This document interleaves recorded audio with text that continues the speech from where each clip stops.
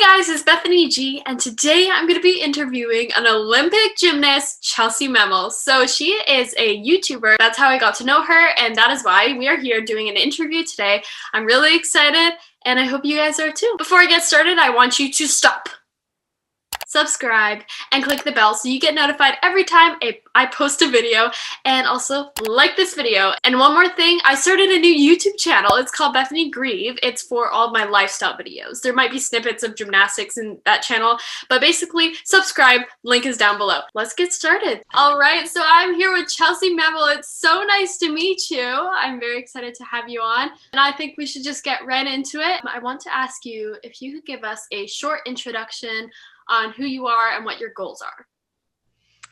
Yes, well, thank you though for having me first. I am Chellsie Memmel. I guess I can call myself a gymnast again because I've been doing gymnastics again for like a year now. But I've been in or around gymnastics my whole life. I had officially retired in 2012, after 3 world championships, making an Olympic team. I started judging the next year in 2013. I got married, had 2 kids, was still coaching and judging, and then started training again. That is so cool. What age did you start gymnastics at and why? I honestly don't really remember like right when I started because I was just in the gym from when I was a few weeks old. Both my parents being gymnasts and owning a club. That's so cool. It's where I grew up. But just I fell in love with gymnastics. They put us in other sports, but nothing stuck like gymnastics did. That is really cool. It's like a family thing. It is. What made you want to go back to gymnastics? It kind of snuck up on me because I was like completely at peace with my retirement. I was in a good place. But I wanted to just get in shape again, and the way I knew how was doing gymnastics conditioning, and I was already in the gym coaching. So I started, working out with my girls, and just went from there. And then I started just feeling good. I was like, oh, I should just see how flipping feels. And it snowballed. But it just started with just wanting to get in better shape. And then I was like, oh, well, I did that hard work. Let's try the fun stuff of gymnastics. That's so cool. I love that. How it just kind of a little more. Let's just keep going. I love that. It's really cool. I want to ask you, what made you want to go back to the Olympics? Well, it was just to see what I could do. It started like I said, it was just started with conditioning. Then it was just having fun, trying new combinations, just doing gymnastics. And then when everything shut down, I had more time in the gym. It felt like one of the only things that I could control because everything else was just like crazy. Yeah. And then I just like kind of kept pushing and just like, well, why not see if I can do more? Why not see if I can keep going? How is my body going to respond to gymnastics? So it was just this feeling of just like, why not just see what I can keep doing because I'm having fun. That's super fun. That's really cool. If you do make it to the Olympics, do you have any specific goals, like maybe skills or whatever that you're hoping to maybe accomplish? I don't know. I mean, I know how hard it would be to make the Olympic team. Like there's such a great group of women right now competing for it. And I know how hard that is going to be. One of the things that I would love to have is that skill on beam. I'm working on the Pike Arabian. It's obviously it's not even close to being ready yet, but that could be something too that doesn't necessarily have to happen like this year or this second, but that would be, doing a new skill like that is pretty amazing. It would be nice to have that. Yeah, that's pretty exciting. All these new skills. It's really fun. What motivates you to work hard?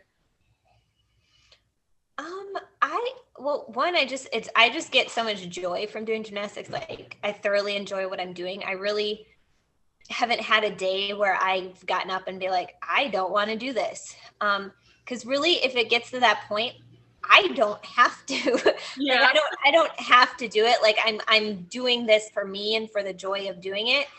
So I feel really grateful that I haven't gotten to that point or haven't felt like, why am I doing this? But it's been fun. It's something for me, and I'm going to keep going until if I keep enjoying it. That's so great. What is your favorite skill? My favorite skill is a double layout. I learned that when I was 16, and that is one of the skills that I always liked that I could, or try to do it if I was at a summer camp and they had a trampoline into a pit. Like that was the one skill that I would do.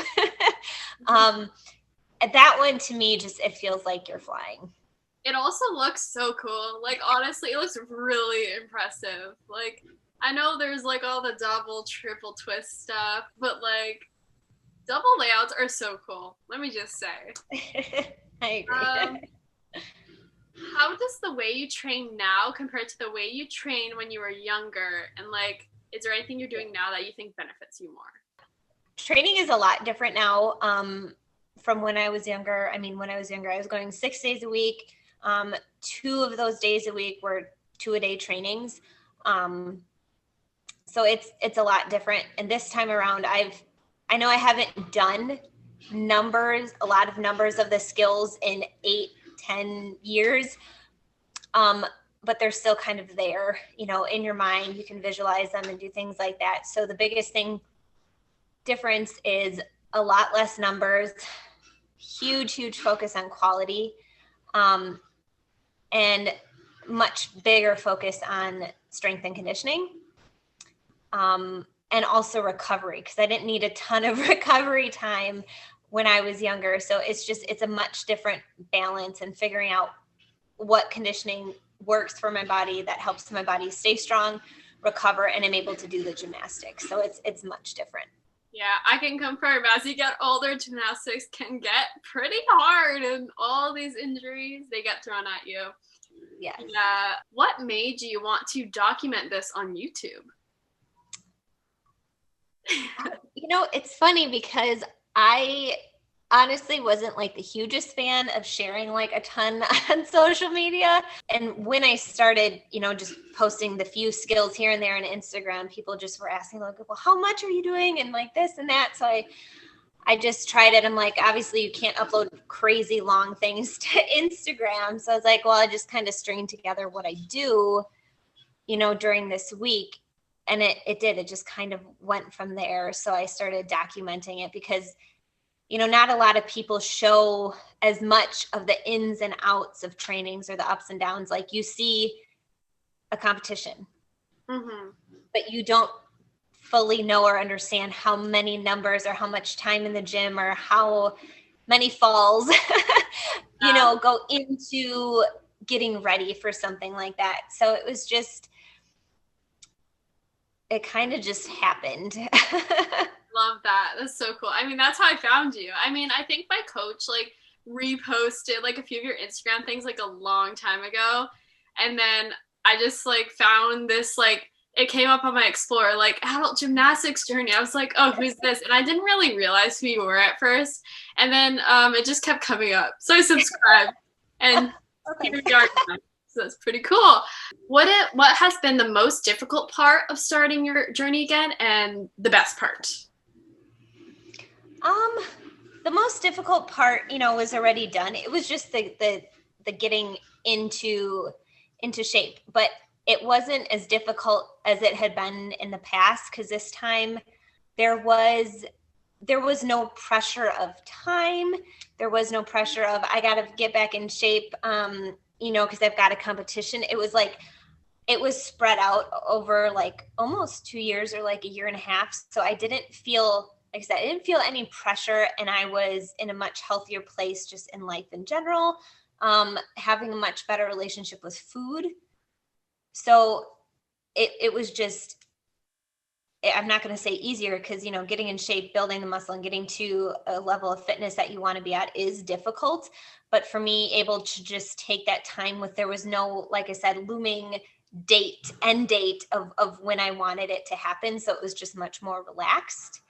And it was cool to see the results and feel the results, each week that, you felt like you just got a little bit stronger, or something you struggled on a couple of weeks ago, you're able to start doing. And that part of it was really cool because, like I said, I've never gotten to take that amount of time and have that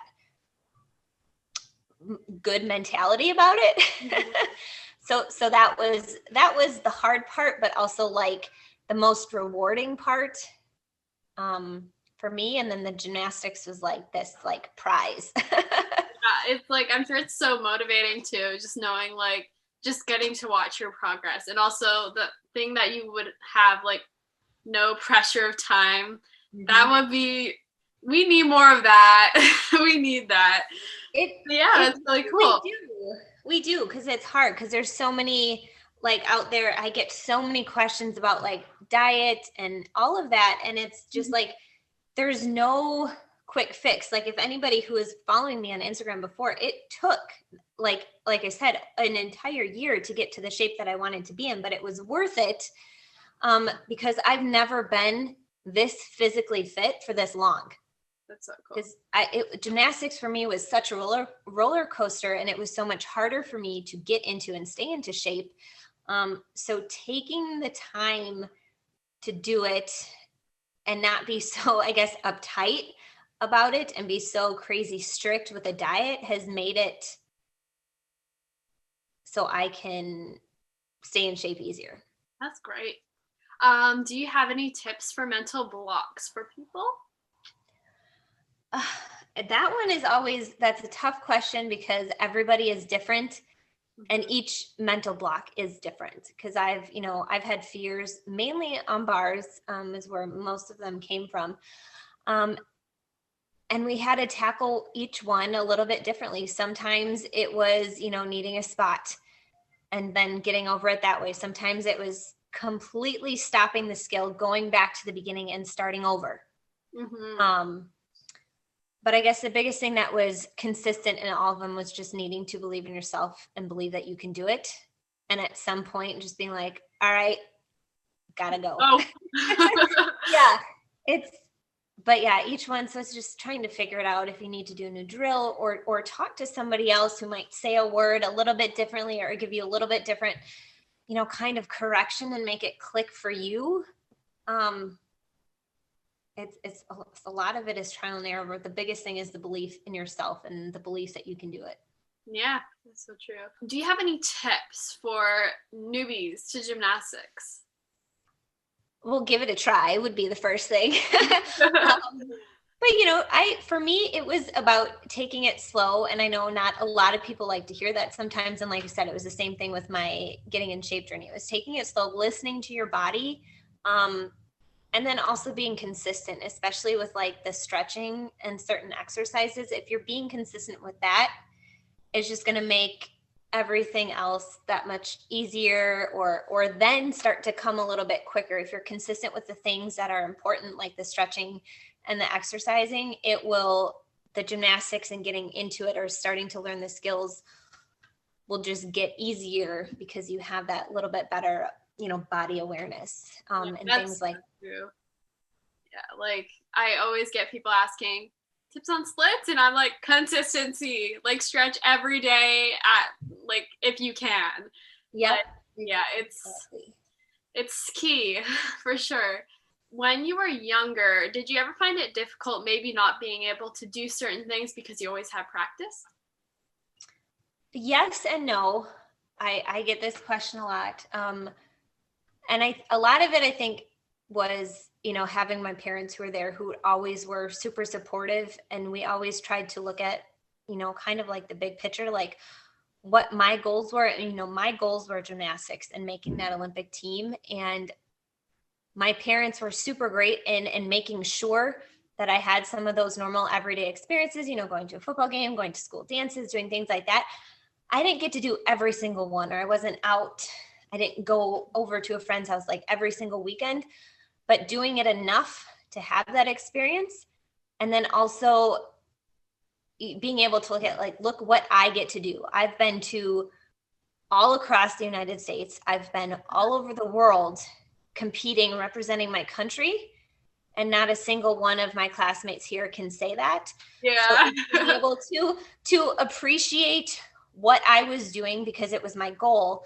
And then also having that balance of still having some of those, normal everyday things. So I think, like I said, my parents did a really good job of helping me find that balance to where I didn't feel like I was completely missing out on life.